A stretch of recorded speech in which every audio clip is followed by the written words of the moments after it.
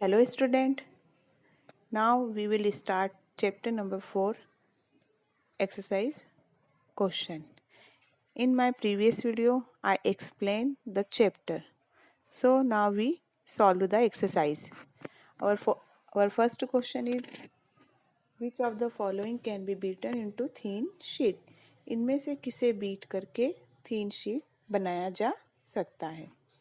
Zinc, phosphorus, sulfur, oxygen. So its answer is a zinc because zinc is a metal and other option is a non-metal, and zinc is a metal and property of metal is a malleability and ductility. जो metal की property होती है वो malleability भी होती है ductility भी, मतलब metal को thin sheet में और पतले तार में convert किया जा सकता है. So zinc is the correct answer. And second question is which of the following statement is correct? इनमें से कौन सा स्टेटमेंट सही है? First is all metals are ductile. सभी मेटल्स डक्टाइल होते हैं. That is a correct. Second is all non metals are ductiles. सभी नॉन मेटल्स डक्टाइल होते हैं. Wrong. Third is generally metals are ductile. Generally मतलब लगभग सभी तरह के मेटल्स डक्टाइल होते हैं. Fourth, some non metals are ductile. इस क्वेश्चन में option A and option C correct है, बट जो करेक्ट स्टेटमेंट है it is answer is C. Why? First A में कहा गया है ऑल मेटल्स आर डक्टाइल. सभी मेटल्स डक्टाइल होते हैं. It is a correct, but except mercury. Mercury is in a present in a liquid form. So answer is a generally metals are ductile. Third question is a fill in the blanks. First is a phosphorus is a very non-metal. इसमें आएगा phosphorus is a very reactive non-metal. Second is a metals are conductor of heat and electricity. जो metals होती है किसे conduct करती है? heat और electricity को. Third is iron is a more reactive than copper. Iron जो होता है कॉपर के कंपैरिजन में मोर रिएक्टिव, मतलब ऑक्सीजन और एयर के प्रेजेंस में आयरन पे रस्टिंग होती है, जबकि कॉपर में ये बहुत स्लो प्रोसेस होती है. Fourth is a metals react with acid to produce hydrogen gas. Metals जब भी एसिड से रिएक्ट करती है तो कौन सी गैस प्रोड्यूस होती है? Hydrogen gas. Next is a mark T if the statement is true and F it is false. अगर आपका स्टेटमेंट करेक्ट है तो वहाँ पे टी, और जब अगर आपका स्टेटमेंट रॉन्ग है तो आपका answer is false, F. First is generally non metals react with acid. False. Why? सभी नॉन मेटल्स एसिड से रिएक्ट नहीं करती, केवल कुछ ही नॉन मेटल एसिड से रिएक्ट करती है. Second, sodium is a very reactive metal. True, sodium is a very reactive metal. Why? Sodium को खुली एयर में नहीं रख सकते, उसे कहाँ रखते हैं? केरोसिन में. क्यों? क्योंकि एयर के प्रेजेंस में वो एयर से रिएक्ट करती है, एयर एंड वाटर से. Third is a copper displace zinc from zinc sulphate solution. It is a false. Why? Copper जब जिंक सल्फेट सॉल्यूशन में कॉपर जिंक से डिस्प्ले नहीं होती है ना. Fourth, coal can be draw into wires. No. Why? Because coal is a non metal and ductility is a property of only metal, so it is a false. Next is a some properties are listed in the following table. Distinguish between metals on the basis of these properties. कुछ properties दी गई है, वहाँ पे हमको metals और non metals को property के according हमें बताना है. फर्स्ट प्रॉपर्टी है हमारी appearance. Okay, first property is appearance. Appearance मतलब अपीयरेंस मेटल जो होती है लस्ट्रस होती है, जबकि नॉन मेटल्स होती है डल। अपीयरेंस मतलब कैसे दिखाई देती है, जितनी मेटल होती है उनमें एक शाइन होती है, चमकदार होती है, उसको उस प्रॉपर्टी कहते हैं लस्ट्रस। तो वो लस्ट्रस होती है, जबकि नॉन मेटल जो होती है वो डल होती है। Second is hardness.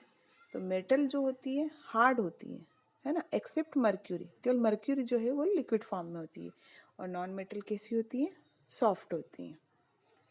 Third is malleability. Malleability मतलब जब उसे बीट करते हैं तो पतली थीन शीट में कन्वर्ट हो जाती।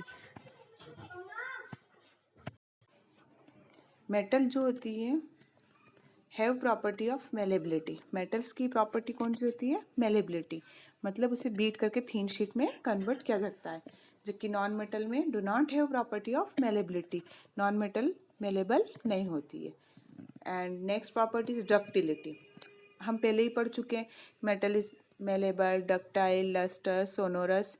सो metals have property of ductility, मतलब उसे थीन वायर, उसके वायर बनाए जा सकते हैं, draw into wire.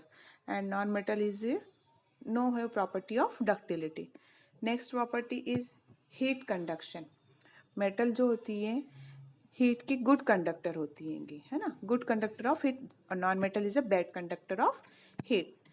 Conductor of electricity, metal is a good conductor of electricity and non-metal is a bad conductor of electricity. Next question is a give reason for the following. हमें इसका reason देना है। First question is aluminium foils are use to wrap food item. Aluminium foil का use food item को wrap यानी लपेट के रखने में किया जाता है। Why? So aluminum is a malleable and can be drawn into thin sheet. Hence aluminum foil are used to wrap food items. Aluminum is a metal. Metal की प्रॉपर्टी होती है मेलेबिलिटी, मतलब वो मेलेबल होते हैं, उसको बीट करके थीन sheet में कन्वर्ट किया जा सकता है।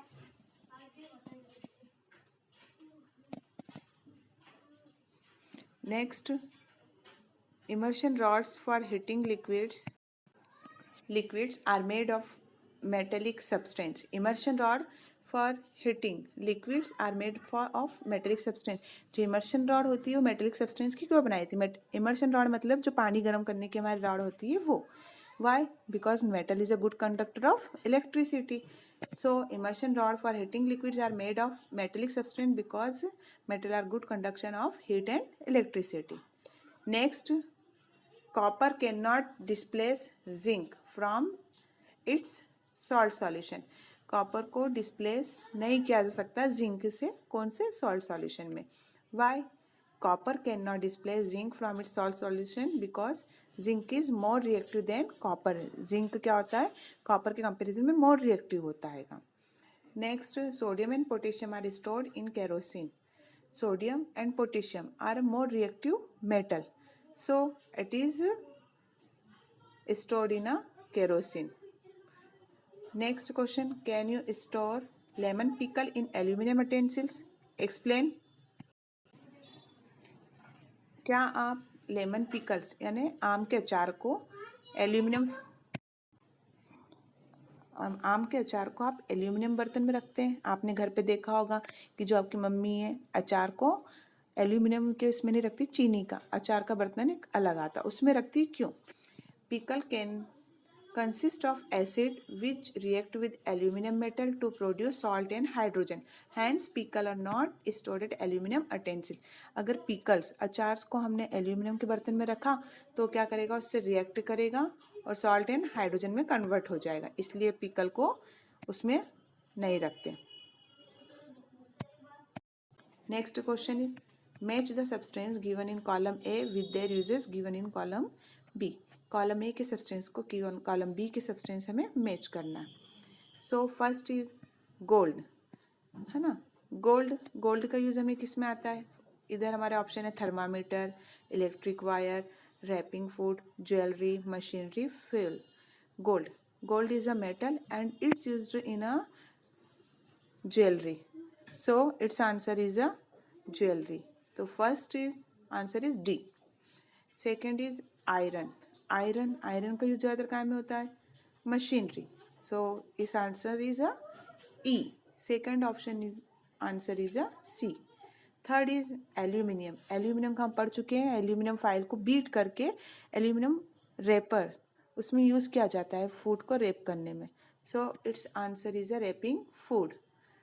Fourth is a carbon. Carbon it is a use in a fuel. So it's answer is a fuel. Next mercury. Mercury used in a thermometer.